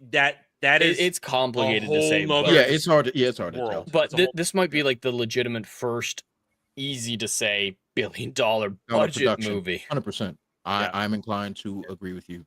And there's no way it's gonna make that much. There's no excitement. It needs endgame levels to like break even. There's no build up. There's been no build up. No, there's no excitement. There's no story build up. There's no character build up. I would be shocked if this thing got 800 million at the box office. Oh, I've already said. They're clearly relying on the names of the characters, especially the X-Men. There are no characters' names. There are no names. And the only thing is, I think the X-Men are only going to be in for 10 minutes, and the rest is going to be the Avengers. They're going to probably kill off the X-Men very disrespectfully because Disney's never like. Nobody cares about the Fox X-Men anyway. Let's be honest. I do. I care about Fox X-Men. I don't. See, Adam, that's why nobody likes you. That's why nobody likes you. No one. Zero. But anyway, I do think that that's what they're going to do with the X-Men. They'll kill them off disrespectfully just so that the Avengers get the rest of the film. Well, it's called the Avengers. That's what I'm relying on. We did see that with John Krasinski's Mr. Fantastic. Everyone was looking forward to him, and then they spaghettyified him. Yeah. Yep. Because that's what the people wanted. Yeah, they don't give them what they want. Reed points out that Disney is banking on Doomsday to recapture Endgame's magic, which it can't possibly, as we just broke down. Warns that fans didn't bother Thunderbolts or Fantastic Four. They may not care enough to follow the threads further because there are no threads. There are no threads. There are no threads. Nope. Well, those two movies are the ones that are setting up Doomsday, and they were both end credit scenes that don't seem that important. Yeah, the Fantastic Four show up in the end credit scene in the main MCU timeline of Thunderbolts. Okay, they had to shoot that on the set of Doomsday. They had to shoot it on the set of Doomsday to make that happen. Yeah, 2 end credit scenes that don't say anything. Yeah, that's not build up. The conclusion is the same what we just said. I just scanned it. So this is a disaster. And this just proves, I brought this up because it proves what we've been saying. Disney, Marvel, Disney, everything. Disney doesn't make money on its media anymore. It loses money. It makes money on its theme parks, of course, but not as much as it used to. Mainly for parking. I'm not kidding. Parking, parking is consistently the place that they get the most net profit because they built the structures, they got their money back for the construction, and now it's just a profit generator. Parking is legitimately Disney's best, most reliable money-making endeavor. Ain't that insane? That's insane. And the parks aren't doing $60 amazing. turkey legs. It's got like 3 years ago, we were talking about the MCU's decline, and we were like, yeah, Disney's never going to go bankrupt. It's always going to be a juggernaut. It's still got enough influx of cash that it's going to be okay. I think we're getting to the point with this type of loss on their biggest cinema franchise, and Star Wars, of course, isn't bringing anything for them. Lucasfilm, less than nothing. I think it's no longer something that we can just dismiss out of hand like we used to about Disney someday going bankrupt. Well, we're at the point where that conversation is realistic. They just sank a ton of money into new cruise ships. You could pay me to get on one of those things. Not those monstrosities. I could see by 2030 having a stock discussion about Disney, having a liquidate discussion. Oh, wait a minute. Are we going to possibly hit the situation that I've been talking about for years where they're going to have to start selling assets like Lucasfilm? They'll never sell Star Wars. They'll never sell Lucasfilm. Oh, they're going to have to because it doesn't make any fucking money. Sure doesn't. Disney is a disaster, and that's a great point Jed brought up just now. We're going to reach that point within the next 5 years. We're going to. Yeah. Because I remember how we were all like that a couple years ago. Like, even us, we're like, yeah, Disney's never going to go bankrupt. Disney, we're not having that conversation. We're just talking about this movie. Now, I think it's completely fair. Well, I mean, the parks were not that packed over this summer, were they? Oh, God. Attendance was way down. Way down. And the destruction of the beloved sections that they're paving the way for villains and all that other shit, that has not gone over well. So they're destroying themselves willingly. They always have. Disney's been doing it for 15 years now. They've been destroying themselves willingly. I honestly think Disney is in the black right now. What besides their parking consistently makes them money? Disney Plus is a black hole that nothing comes back from. The MCU now is confirmed a black hole that nothing comes back from. Star Wars, they haven't done anything on the big screen. Lucasfilm has never made money for them. Never. And their parks are limping along. I could see them breaking even occasionally over the years. But Pixar makes no money. Pixar sure shit doesn't make money. I mean, not in a long time. Their original animation department makes no money. Elio and Inside Out 2, a Deadpool and Wolverine, those aren't successes enough to prop up an entire studio that has their fingers in everything. And Inside Out and Moana were anomalies. And Lilo and Stitch, they're not enough to make up for the Lilo and losses. Stitch 2 will not be the billion-dollar movie Lilo and Stitch 1 was. It will not. Exactly. It will not happen. And not to mention, like what Jed just mentioned, it's not enough to keep this joint afloat. What do we say? That the profit for Lilo and Stitch remake was already up in smoke after the failures of all MCU, every MCU movie this year. All the even MCU Snow White, and then add Snow White and Elio into that. Yeah, all those gone. failures, and the quote unquote profit, it's gone. It's gone. Avatar 3 will probably balance the books, but that's the best they can hope for. I don't even know if that's enough to balance the books. And that's what let's say it makes. Let's be aggressive and say $3 billion. $3 billion. Let's say $3 billion. All right. Pray to God it doesn't make it. But let's say $3 billion. Is that enough to make up for Thunderbolts, Fantastic Four, Black Captain Falcon America, Snow White, Elio? Whatever else the Disney Plus shows that came out this year. Oh God, we forgot about those. Oh my God, Adam, I forgot all about those. Those Jones are just money pits. Yeah. Disney Plus has not made any money ever. Yeah, they won't even release subscriber numbers anymore. That's how bad it's gotten. They're losing $1 billion a year easily on Disney Plus. Easily. I think it's way higher than that. And then you absorb Hulu and make it go away. Hulu, which has a positive name recognition with audiences, you're going to absorb it into Disney Plus and have it just vanish. Yeah, Hulu's an inoffensive. It's an inoffensive platform. Yeah, absolutely. Yeah.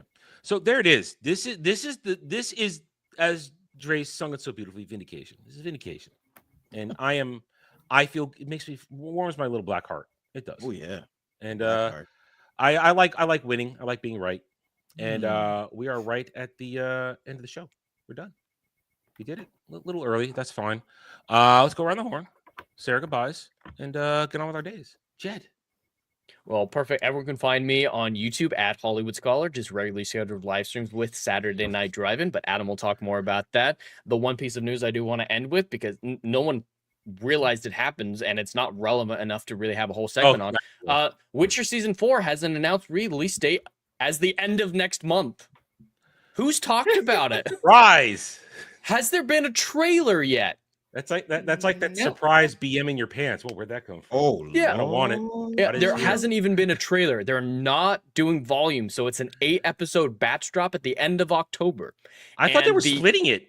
Nope, it's all at once. They've confirmed it's going to be a full binge drop, and no trailer yet. With a month and a half, 2 months out, and the Rat spinoff show that was production halted on early because they decided to cancel it. They're going to jerry-rig the footage that they have to release it as a feature film on Netflix this winter. Jed, you know they're hiding Lesser Hemsworth. They're hiding Lesser Hemsworth. I think so. This is a disaster. No one even knew that they made this announcement. Nope. I didn't. Did you know, Dre? Did you know that Witcher Season 4 was coming out next month? No, I haven't heard anything. No one's. There are no. I don't think there are any fans left, but no one said anything about it. Because of Daily Dive, I am forced to read Variety every day, and even they didn't announce this shit. And they announced all the dog shit out there that's going on. Anyway, Jerry, you don't have any dog shit. No, thank God I don't. Everybody can follow me on X, Twitter at TheBrute00, and definitely check out my site bpcomics.io.